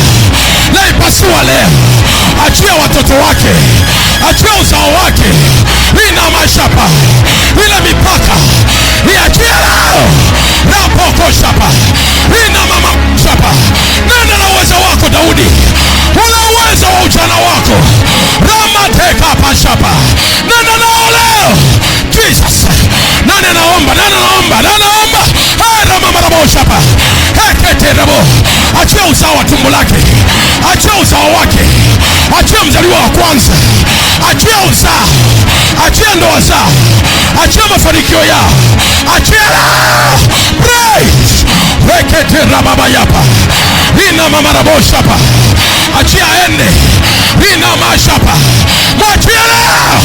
Jitoe, jitoe, jitoe, jitoe, jitoe, jitoe, jitoe. Omba kijana, omba dada, pray Jesus. Amen. Inua mikono, fumba macho Jesus. Tio, tio, tio. Oh yes. Tio.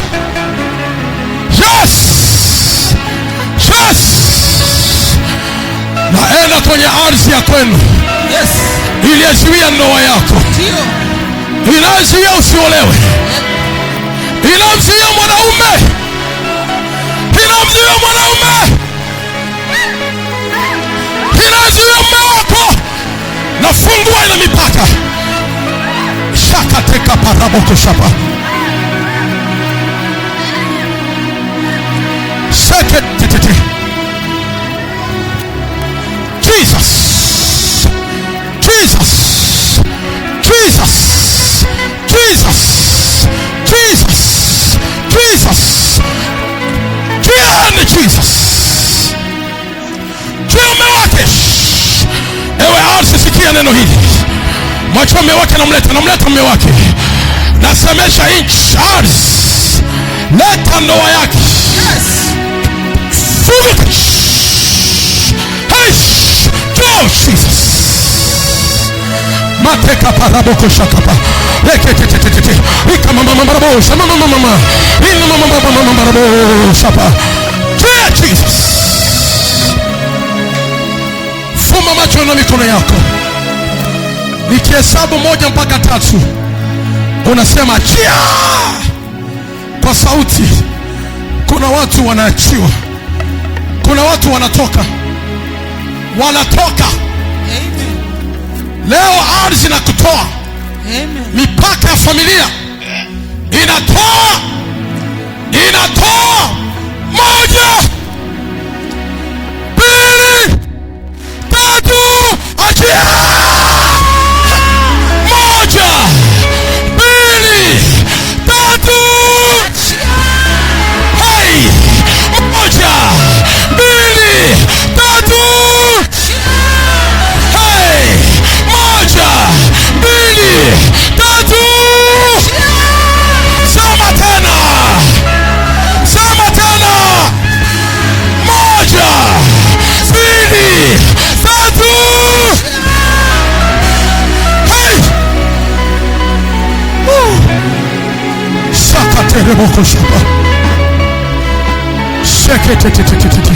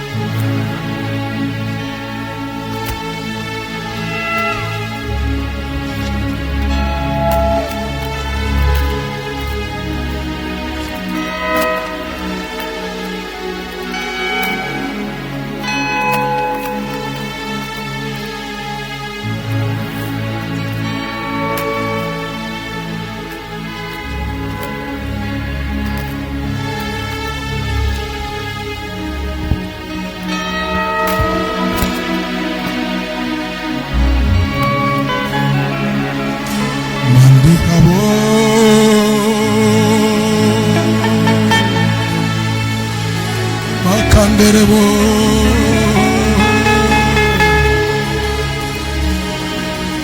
manderebo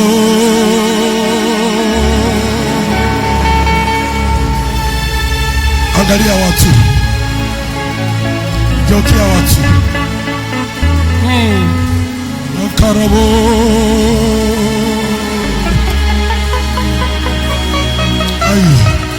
ai manderebo. Ardhi imetema watoto, inawakataa watoto wa mama wamekimbia nyumbani. Toka lini?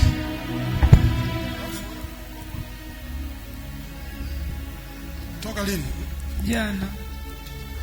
Jana? Ndio. Nani wameondoka? Francis na Vincent. Walikuaga? Hawajaniaga.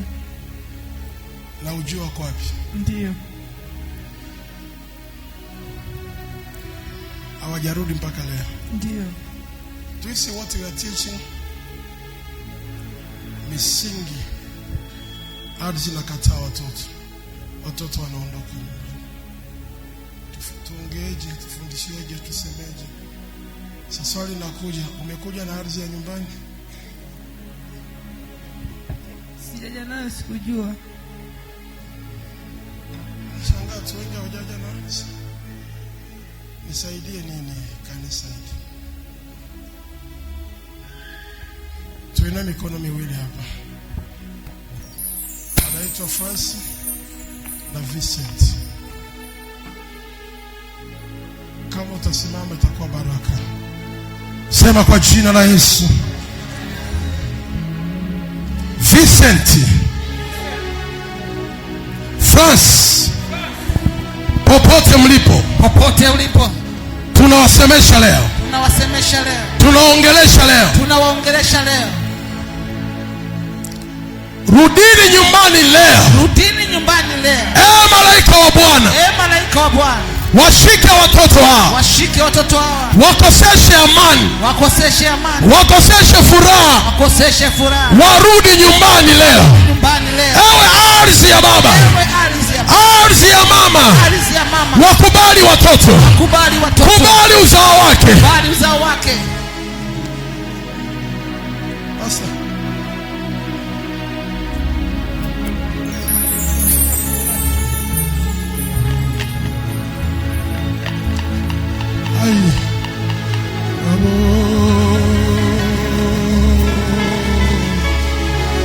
Sema kwa jina la Yesu. Bwana Yesu, tuma malaika wako aongee na Francis, aongee na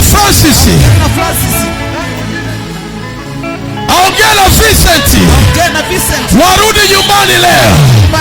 Sema Francis, Vincent, sema njoo nyumbani, rudi nyumbani, njoo nyumbani, rudi nyumbani.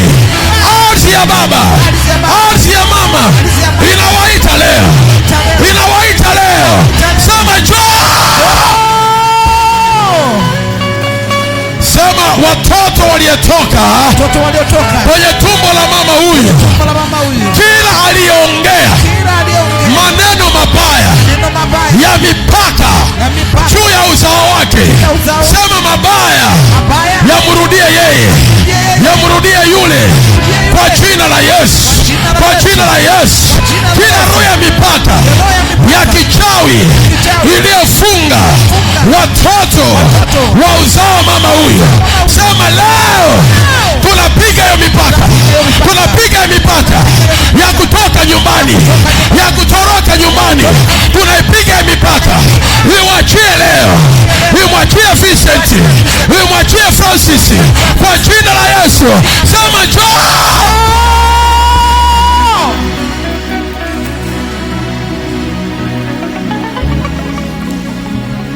This is nothing we are teaching.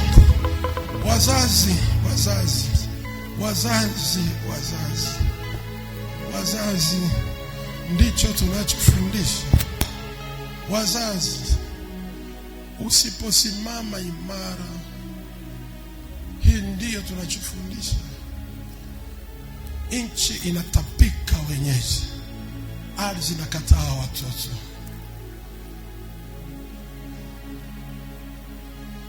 Wametoka nyumbani, ajua wako wapi, watoto wadogo. Jumanne tunaendelea na maombi haya, Alhamisi, Jumapili njoo na udongo mwingi. Maombi yanaenda mpaka tarehe 1 mwaka mpya, usiku wa mkesha ndio utakuwa na baada sadaka yako. This is a big prayer. Ukiwa umesimama hapo kwa utukufu wa Mungu, Kila mmoja ashike sadaka yake ya nguvu ya kinabii, tukiambatana na hii. Mama Francis, ninaomba beba sadaka kwa vyovyote vile. Shika sadaka kama unayo, nenda utafute sadaka ushike. Sadaka, nenda utafute sadaka ushike.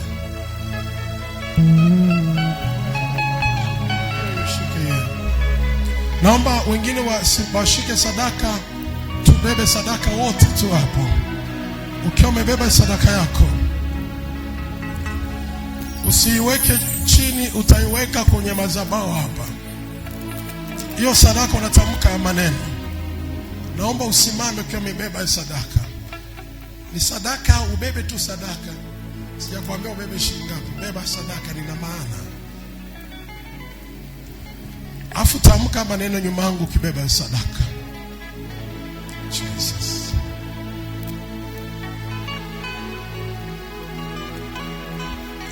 Ukiwa umebeba sadaka, tamka maneno nyuma yangu. Sema, Bwana Yesu. Usikae ukiwa umebeba sadaka yako, unasimama. Sema, Bwana Yesu. Bwana Yesu, najiungamanisha leo. Najiungamanisha leo na hii nguvu. Na hiyo nguvu ya kukomboa. Ya kukomboa uzao wangu. Uzao wangu. Ya kujitoa. Ya kujitoa kwenye kifungo. Kwenye kifungo cha mipaka. Cha mipaka. Kuanzia leo. Kuanzia leo. Sadaka hii. Sadaka hii. Ninapoianza. Ninapoianza. Kuitoa. In connect. Mimi na uzao wangu. Mimi na uzao. Kupitia nguvu hii. Kupitia nguvu hii. Kwa jina la Yesu. Kwa jina la Yesu. Huu mwezi. Lazima kila mipaka. Ilikuwa ikinifunga. Itaniachia. Kwa jina la Yesu. Kwa jina la Yesu. Amen. Kimbia haraka iweke hapa. Eka hapo.